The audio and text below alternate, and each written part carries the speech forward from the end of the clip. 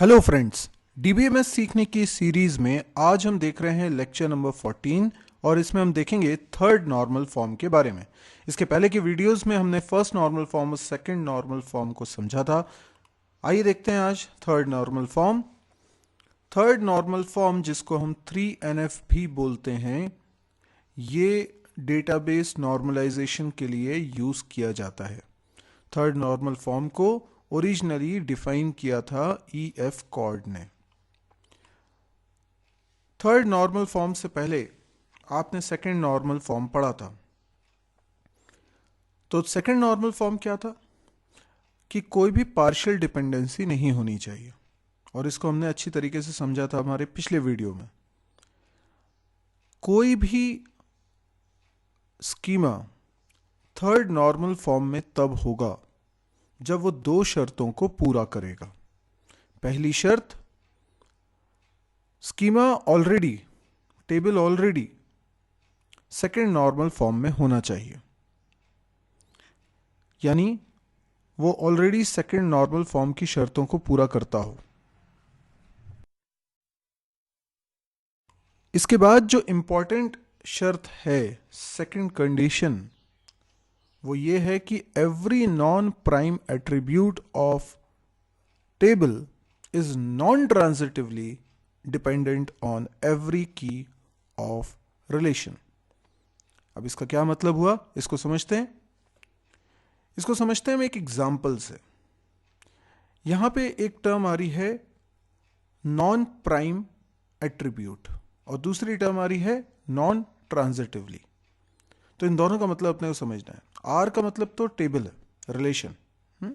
एक टेबल है जिसमें एक प्राइम एट्रीब्यूट होता है जो कि कैंडिडेट की हो सकती है, और दूसरा बाकी बचे हुए जो एट्रीब्यूट्स होते हैं वो नॉन प्राइम एट्रीब्यूट होते हैं। अब एक एग्जांपल देखिए। जैसे ये एक टेबल है फैकल्टी नाम का, तो फैकल्टी का आईडी है, नेम है, डिपार्टमेंट है, डिपार्टमेंट हेड है। तो फैकल्टी आईडी इसमें प्राइमरी की का रोल प्ले कर रही है। तो फैकल्टी आईडी क्या हो गया, प्राइम एट्रीब्यूट। बाकी सारे क्या हो गए, नॉन प्राइम एट्रीब्यूट। अब नेम फैकल्टी आईडी पे डिपेंड कर रहा है और डायरेक्टली डिपेंड कर रहा है, इसलिए इसको बोलेंगे कि ये नेम एट्रीब्यूट जो कि नॉन प्राइम एट्रीब्यूट है, ये प्राइम एट्रीब्यूट पर डिपेंड कर रहा है। इसी तरीके से डिपार्टमेंट एक ऐसा एट्रीब्यूट है जो कि नॉन प्राइम एट्रीब्यूट है और वो भी फैकल्टी आईडी पे डिपेंड कर रहा है। लेकिन डिपार्टमेंट का हेड, ये भी नॉन प्राइम एट्रीब्यूट है, ये डिपार्टमेंट पे डिपेंड कर रहा है। तो आप देख सकते हैं यहां पे डिपार्टमेंट हेड फैकल्टी पे डिपेंड नहीं कर रहा, फैकल्टी आईडी पे डिपेंड नहीं कर रहा, बल्कि डिपार्टमेंट पे डिपेंड कर रहा है। तो ये एक ऐसी इंफॉर्मेशन हो गई, डिपार्टमेंट हेड जो इस टेबल के अंदर, इस रिलेशन के अंदर नॉन प्राइम एट्रीब्यूट है और एक नॉन प्राइम एट्रीब्यूट पे डिपेंड कर रही है, ना कि प्राइम एट्रीब्यूट पे। तो हम कह सकते हैं कि डिपार्टमेंट हेड ट्रांजिटिवली डिपेंडेंट है प्राइम एट्रीब्यूट पे। जैसे यहां पर फैकल्टी आईडी, ये क्या है, फैकल्टी आईडी, इस पर कौन डिपेंड कर रहा है,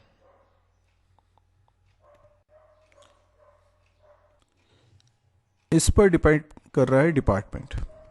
तो डिपार्टमेंट का जो नाम है, फिजिक्स, केमिस्ट्री, मैथमेटिक्स, ये डिपार्टमेंट किस पे डिपेंड कर रहा है, फैकल्टी आईडी पे डिपेंड कर रहा है।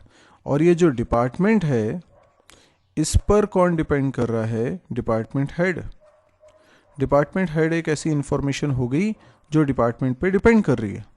तो आप बोल सकते हैं कि इनडायरेक्टली डिपार्टमेंट हेड भी फैकल्टी आईडी पे डिपेंड कर रहा है, लेकिन ये डायरेक्टली नहीं है। तो कोई एट्रीब्यूट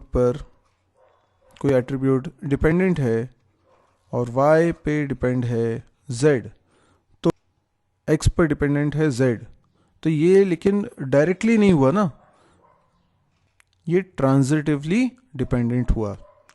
तो इसी को हम बोलते हैं ट्रांजिटिवली डिपेंडेंट होना, जिसमें डायरेक्ट डिपेंडेंसी नहीं होती, इनडायरेक्ट डिपेंडेंसी होती है ना। समझ में आ रहा है आपको कि z जो है वो x पर इनडायरेक्टली डिपेंडेंट है, z डिपेंडेंट है y पे और y डिपेंडेंट है x पे, इसलिए हम बोल रहे हैं कि z इनडायरेक्टली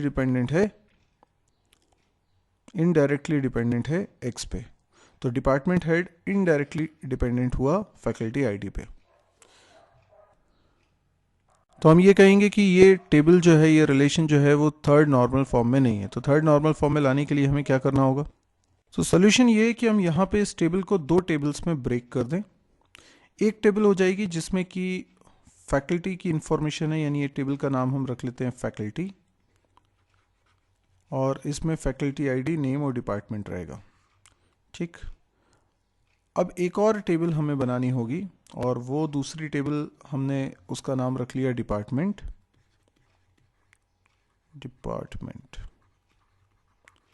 और इसके अंदर हमने कॉलम बना लिए डिपार्टमेंट नेम और डिपार्टमेंट हेड। तो डिपार्टमेंट नेम यहाँ पर प्राइमरी की हो जाएगा और डिपार्टमेंट हेड उस पर डिपेंड कर रहा है। तो अब देखिए इंडिविजुअली ये जो फैकल्टी टेबल है इसके नॉन प्राइम एट्रीब्यूट कौन कौन से हैं? नेम और डिपार्टमेंट। ये दोनों के दोनों किस पे डिपेंड कर रहे हैं? फैकल्टी आईडी पे डिपेंड कर रहे हैं, यानी प्राइमरी की पे डिपेंड कर रहे हैं। डिपार्टमेंट टेबल में भी यही हो रहा है कि जो डिपार्टमेंट हेड है वो डिपेंड कर रहा है डिपार्टमेंट नेम पे। तो इस तरीके से हर नॉन प्राइम एट्रीब्यूट प्राइमरी की पे डिपेंड कर रहा है। तो ये था हमारा third normal form. I guess आपको ये समझ में आया होगा, बहुत ही सिंपल है। अब यदि आपको ये वीडियो पसंद आया तो इसे लाइक करिए। यदि आप इस तरह के और वीडियोस देखने में इंटरेस्टेड हैं तो आप इस चैनल को ज़रूर सब्सक्राइब करिए। आप मेरी वेबसाइट को भी विजिट करें www.mysirji.com। इस वेबसाइट पे आपको C++, जावा, PHP, MySQL, data structure, DBMS, इन सब की वीडियो सीरीज़ मिलेगी। पूरा कोर्स आप कर सकते हैं वीडियोस देखकर। इसके अलावा कैंपस प्रिपरेशन से रिलेटेड वीडियोस और प्रोग्रामिंग स्किल को इम्प्रूव करने के लिए प्रोग्रामिंग सॉल्यूशंस आपको वीडियोस के फॉर्म में मिलेंगे।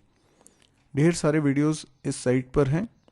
आज की डेट में जब मैं रिकॉर्ड कर रहा हूँ ये वीडियो तो 6.5 ऑलरेडी इसमें अपलोड किए जा चुके हैं और डेली इसमें एक नया वीडियो अपलोड हो जाता है। तो आप समझ सकते हैं कि इसमें बहुत सारा कंटेंट है और बहुत सारा कंटेंट इसमें जुड़ता भी जा रहा है।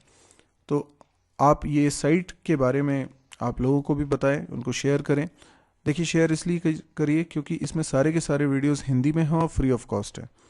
बहुत सारे लोगों को इस तरह के वीडियोस की ज़रूरत है क्योंकि कई लोग फाइनेंशियल कंडीशन ख़राब होने की वजह से कोचिंग्स नहीं जा पाते हैं, या कई लोग इंग्लिश की वजह से चीज़ों को ठीक से समझ नहीं पाते हैं, या कोई भी वजह हो सकती है। अगर ये वीडियोस वो देखकर कुछ सीख सकते हैं, कुछ आगे बढ़ सकते हैं, तो ये एक बहुत अच्छा काम होगा। तो जितना हो सके इसको शेयर करें। आप अपने फेसबुक वॉल पे इस वेबसाइट का लिंक पेस्ट करें या वीडियो का लिंक पेस्ट करें। Thank you.